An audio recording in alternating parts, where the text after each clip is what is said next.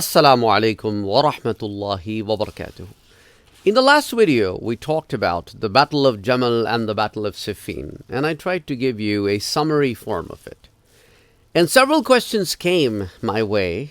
Some people did not agree 100% because it's a historical account.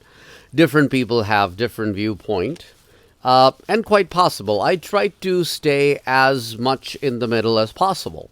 But anyway, just to give you a little bit more idea into it, because of the questions that were asked, was how was Aisha radiallahu anha was able to gather so many men behind her? Was she really coming to attack Medina? Was she really eager to fight Ali radiallahu anhu? Can you shed some light on this and go into it in a little bit more detail? So that's why I'm going into this into a little bit more detail, just to clear things up. Now, as I told you, that this was Hajj time. A lot of the people from the Medina were gone to Makkah to perform Hajj. Aisha radiallahu anha was also visiting Makkah, and she was there to perform Hajj as well. Here in Medina, Uthman radiallahu anhu was martyred. There were a handful of people, but Uthman radiallahu anhu did not want to cause any bloodshed in the city of Medina. Now, it is quite possible that if these 150, 200 men would be killed even outside of the city of Medina, if they would be imprisoned and would be killed outside of the city of Medina, it might have caused a civil war, because these people were trying their level best to cause as much fitna as possible in the Islamic empire. So Uthman radiallahu anhu did not want any kind of bloodshed to be caused because of him as an individual. So anyway, these people were extremely mean. These were extremists of the time. These people from Egypt, from these Balwais, and they entered the house of Uthman radiallahu anhu. And these were not just the people from Egypt. There were people from Iraq as well who were part of this movement. And they killed Uthman radiallahu anhu. And as I told you, that Ali radiallahu anhu, there was no choice. He literally didn't have much choice, because everybody was like, you have to take charge, because there isn't anybody better than you who can be the leader of the Muslims. And then this news spread across different governors who were the governors from the times of Uthman radiallahu anhu. Some of them didn't really like the idea of somebody else coming in charge, and without any consultation from them. And of course, and then Uthman radiallahu anhu is martyred, and they were of the viewpoint that, well, how about the killers of the Uthman? Why are they not questioned? Why are they not brought to the court? Why isn't the justice served yet? So they were a little bit reluctant. Plus, there were several different news coming the way of Ali radiallahu anhu that things are not going in favor of the entire Muslim empire. So he wanted to make some changes in the administration. So Ali radiallahu anhu sent Uthman ibn Hunayf radiallahu anhu to take charge of Basra. Similarly, he sent Ammara bin Hassan to take charge of Kufa. He sent Abdullah ibn Abbas radiallahu anhu to take charge of Yemen. And then initially, he did not wanted to replace Muawiyah radiallahu anhu, because Muawiyah radiallahu anhu was taking care of the province of Syria from the times of Umar radiallahu anhu. That was like approximately 20 or even more years. And prior to him, his brother, Yazid bin Abi Sufyan. Now, do not confuse this with Yazid bin Muawiyah. Yazid bin Muawiyah is the son of Muawiyah. Yazid bin Abi Sufyan is the brother of Muawiyah. So Yazid bin Abi Sufyan was the governor of this place before Muawiyah radiallahu anhu. So the people of Sham were very much familiar with the family. And Muawiyah radiallahu anhu had a stronghold there. On top of that, this was the neighboring province to the Roman Empire. This province of Sham, or Syria was a Roman province that the Muslims were able to conquer. So it was extremely important for an administrator who is able to control this place in a much better way to administer this. But Muawiyah radiallahu anhu was constantly of the viewpoint that until Uthman's killers are punished, we will not accept anything other than this. So Ali radiallahu anhu finally decided to replace him. So send a man by the name of Sahl ibn Hunayf radiallahu anhu.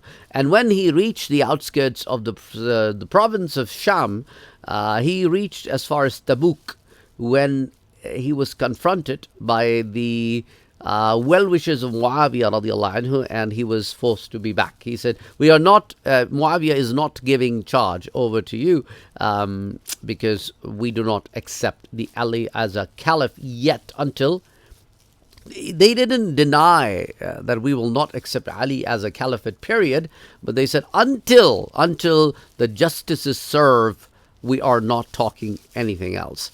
So Sahl ibn Hunayf came back. So Ali radiallahu anhu wrote a letter to Muawiyah radiallahu anhu and said, "You have to accept me as your caliph, and then we can take care of the matters after that." So Muawiyah radiallahu anhu then sent a response to that letter back to Ali radiallahu anhu, and the letter only had Bismillahir Rahmanir Rahim from Muawiyah to Ali, and that's it.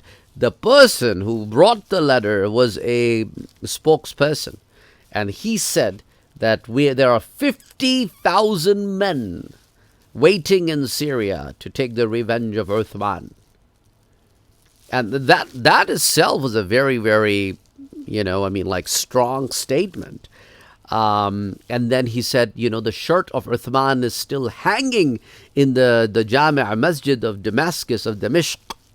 And, what happened was, the wife of Uthman radiallahu anhu, Naila, when things got so bad in Medina, for her own safety, she took that shirt of Uthman radiallahu anhu with her all the way to Syria, to Sham, and hand that over to Muawiyah radiallahu anhu and said, "This is the blood of Uthman, and this is the shirt of Uthman in which he was killed," and that shirt was hanged in the Masjid of Damascus. So that really, really made the people of Syria extremely, they had their emotions at a very high level. Let me put it this way. And they wanted to take the revenge of as an innocent caliph was killed in the capital city. So they were in the revenge mode, and they wouldn't take anything but revenge.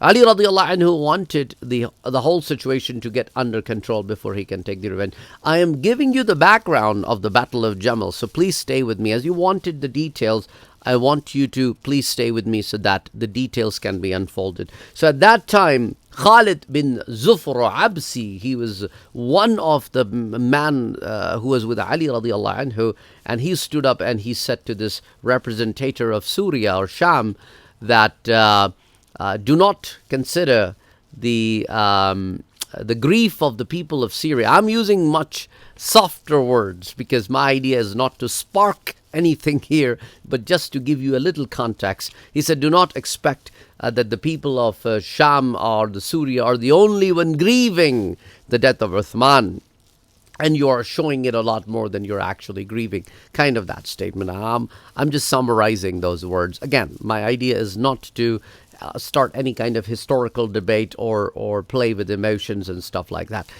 Anyway, so long story short, Ali radiallahu anhu is facing this challenge on one end, and now let me take you to the other end. Aisha radiallahu anha is returning from Makkah, and she came across somebody from one of her relatives who is coming down from Medina, because Makkah is south, Medina is north. And she ran across this relative of hers, and the relative informed her that Uthman was killed in his own house by the rebels, and the situation in Medina is not in control. Ali is caliph, and people are taking his bay'ah. However, things are not safe for you to go to Medina. So she comes back to Makkah.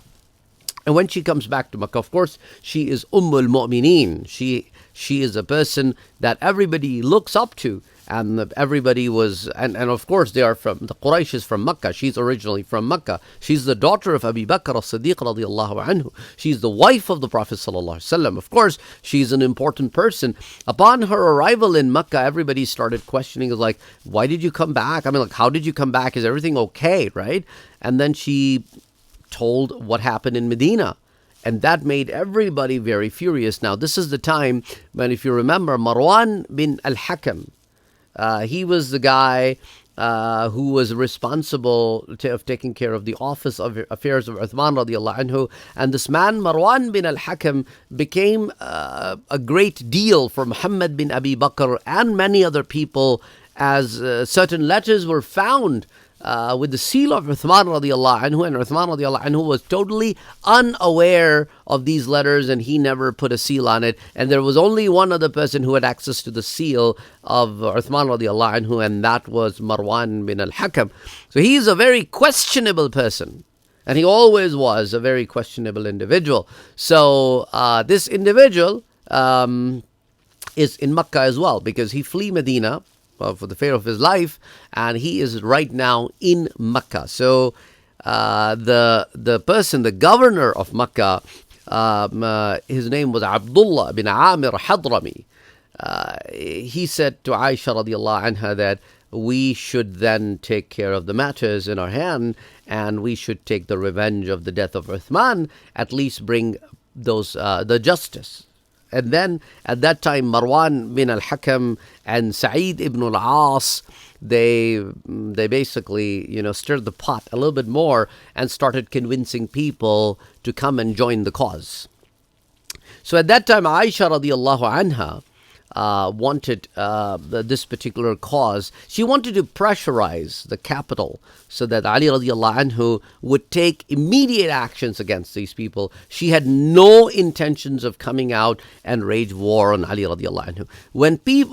When things started stirring up in the city of Medina, Talha and Zubayr radiallahu anhu, who had already give the bay'ah to Ali radiallahu anhu, they did not feel safe in the city of Medina themselves, because city of Medina at that time was of a situation it's very unstable situation. So they leave Medina and they also go to Makkah. At that time, when Aisha radiallahu anha is still in Makkah, these two individuals reach Makkah. And they say, well, situation in Medina is not under control. Ali radiallahu anhu is surrounded by rebels, and he is trying his level best to control an entire empire and put it all together, but things are not working in his favor or any of our favors. It is very important that the justice be served and the rebels be leashed.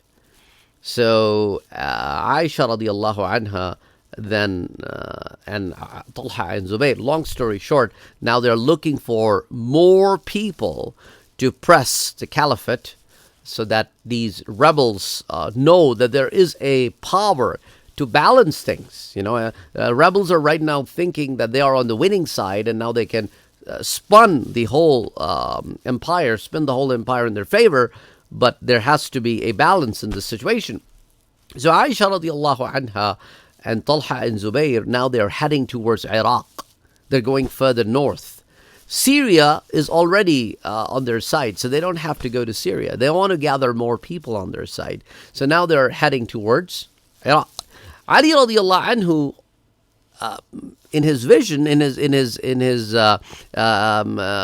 hikmah, in his wisdom, he is also thinking that these people will head to Iraq, because people in Iraq are a bit of a split right now. And remember, people in Iraq is a combination of Arabs, Persians, and other people. It's just like a melting pot. And these people can swing one way or the other, depending on how the leaders approach them. And these people are anyway split. So he said, let me go and enter Iraq. Now, people in Medina, Ansar especially, approached Ali radiallahu anhu and said, you should not leave Medina. Because remember, even Umar radiallahu anhu, in all dire situations, we were at war with Persians and Romans, but he never left the city of Medina. Capital should not be left alone. You should not leave it. But Ali radiallahu anhu was like, no, there is a tremendous amount of wealth in Iraq. If it gets into the hands of wrong people, they can turn things around in their favor. As there are rebels in Basra, and there are rebels in Kufa, and there is a rebels of Banu Umayyah also. The Umayyad rebels, like especially people like Marwan ibn al-Hakam, they shouldn't have access to so much wealth. Then they would recruit people and cause a lot of fitna. And also the Sabais are on the verge of causing fitna too. Right now they're standing with Ali radiallahu anhu, but they stand with nobody. So considering all of this, Ali radiallahu anhu start making a move to Iraq. He makes an announcement that we are moving to Iraq, and a lot of people are now has joined the cause with him to go to Iraq. Now, when he reaches Dhiqar, which is a place, when you're moving from Medina to Iraq, there's a place called Dhiqar. When he reaches Dhiqar, he's told that Talha and Zubair has already reached Basra, and the people of Basra are already siding with them.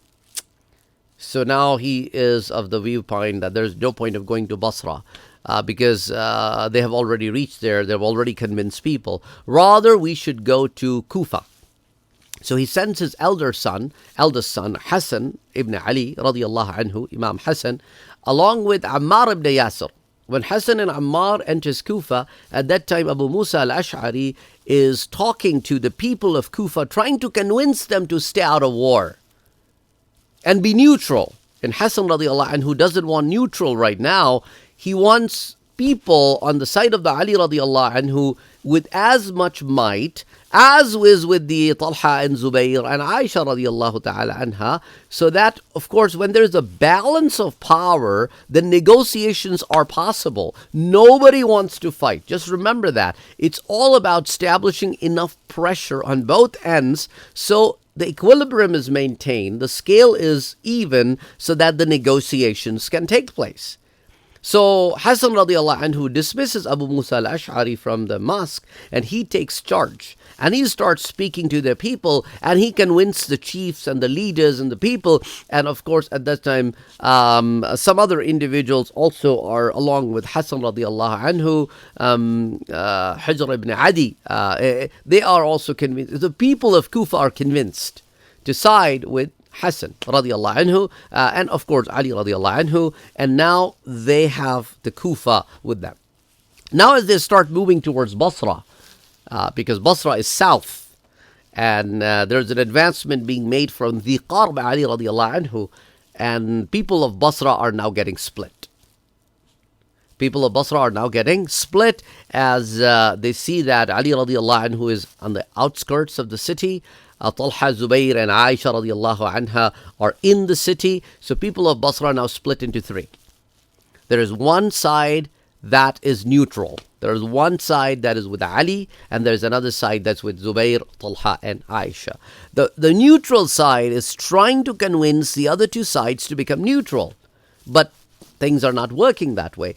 So the people with Ali join Ali, the people with Aisha, Talha and Zubayr join them, and now outside of the outskirts, within this province of Basra, and outskirts of the city, a negotiation takes place, and it is decided that Aisha radiallahu anha sits with Ali radiallahu anhu, and there's a decision that takes place that we are not here to fight with each other. It's all about, we are concerned about the fact that why Usman's culprits are going out without getting any justice served. Why aren't they getting punished? And Ali radiallahu anhu said, I will punish them. Believe me, please. I will take care of it. And he was able to convince Aisha radiallahu anha. She went back in her camp. Talha and Zubair went back in their camps. Ali radiallahu anhu comes back in his camp. Now the people, the Sabais, the Balawis, the rebels on Ali's side, and the Umayyis on Aisha's side, now because they want the fight to take place, right? They are not at ease right now. So at night time, a fight breaks out of a confusion. And this is a instilled confusion that these Fitna people attack both sides, claiming that they are the army of the other side. And at night time, the fight breaks out. Thousands of men died. Close to 10,000 men die in this battle. Now, while in the middle of the battle, Ali radiallahu anhu confronts Zubayr radiallahu anhu. Now remember, Zubayr and Ali are first cousins. This is probably maybe a news to some of you. And Zubayr is also first cousin of Prophet Muhammad sallallahu alaihi wasallam. Ali and the Prophet Muhammad are the sons of the two brothers, Abu Talib and Abdullah. And Zubayr is the son of their sister, Safiya. And these are three children of Abdul Muttalib, Abdullah, Abu Talib, and Safiya. They're first cousins. And Zubayr is also nephew of Khadija, because Zubayr's father is Khadija radiallahu anha's brother, Awam. So Zubayr is very well connected to the house of the Prophet. So do not think Zubayr. And Zubayr is from the Ashra al-Mubashara, the 10 people who have been given the tidings that you will enter Jannah. He's in that one hadith. And Ali radiallahu anhu said, Zubayr, I want to remind you about something. And this hadith that I'm about to tell you comes in Musnad Imam Ahmad. It comes in Al-Mustadrak Imam Hakim. It is also narrated in Al-Tabri, Tariq Al-Tabri. But anyway, Ali radiallahu anhu said, Zubayr, you remember one day you and I were sitting and we were having a good time, and the Prophet went past us and he looked at you and said, Zubayr, how would you be on the day when you will fight with Ali? And you were in the shocked state that, how is it possible? Why would I fight Ali? We are cousins, we are friends, right? Why would I fight him? And the Prophet said, on that day when you will fight him, Ali will be on haqq, and you will not be on haqq. And Zubayr said, Ali, that now that you have reminded me of that, I remember it now. I forgot about it, and thank you very much. And I will not take any part in this fight. And Zubayr left the fight at that moment and left it alone, and he stepped out. He tried to convince his son Abdullah ibn Zubayr to leave it, but Abdullah, being a young man, when you're young, things are different. So he said, no, I will fight.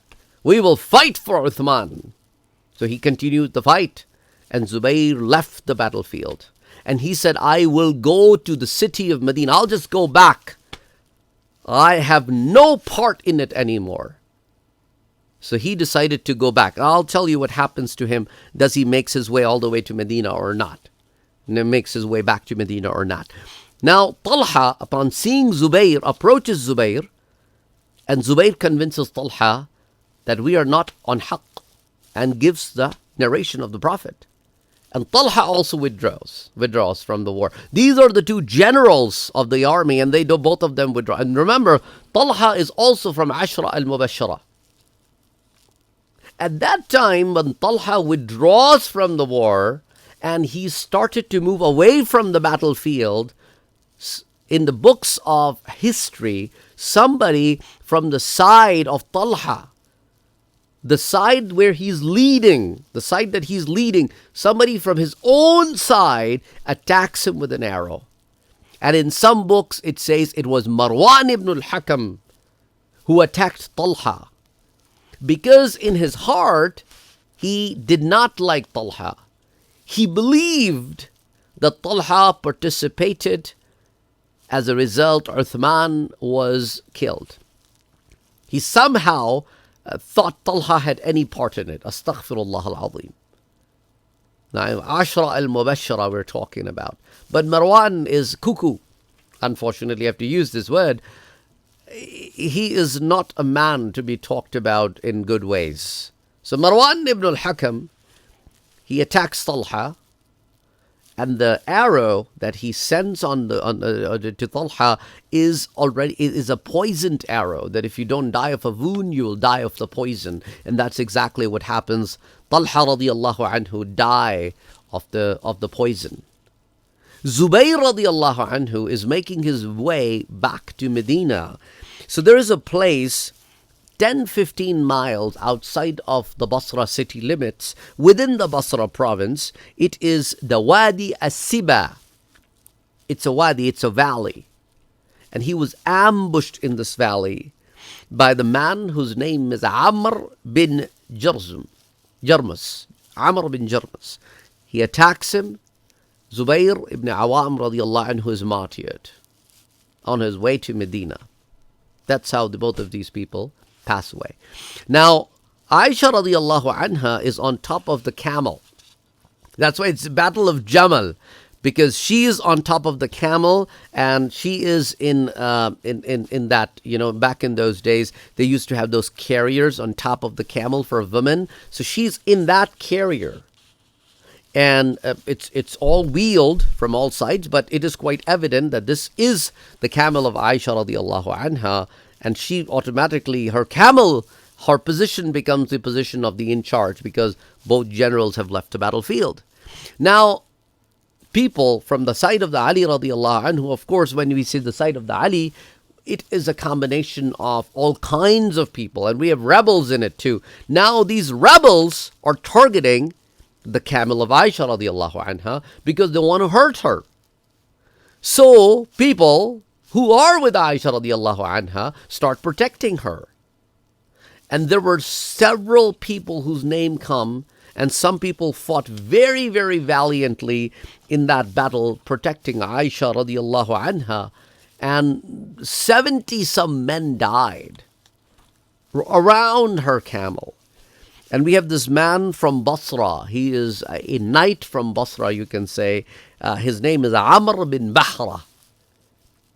Anybody who comes this way, he tackles that person.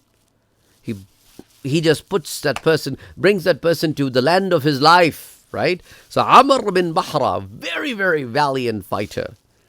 Anybody who comes this way, he takes care of this. So from the side of the Ali radiallahu anhu, another knight came. His name was Harith bin Zubayr Uzdi. He was from the Uzd, Banu Uzd.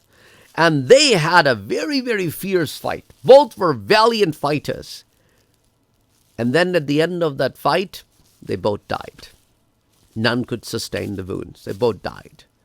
But somebody else came in charge and started protecting. There was Banu Dabba, man from Banu Dabba. He basically came and he started protecting the camel of Aisha radiallahu anha. So Ali radiallahu anhu, at that time, in all his wisdom, he said, as long as this camel stands, the fight will go on. We have already lost thousands of men. So he ordered somebody to go from behind the camel and struck it so that the camel will fall.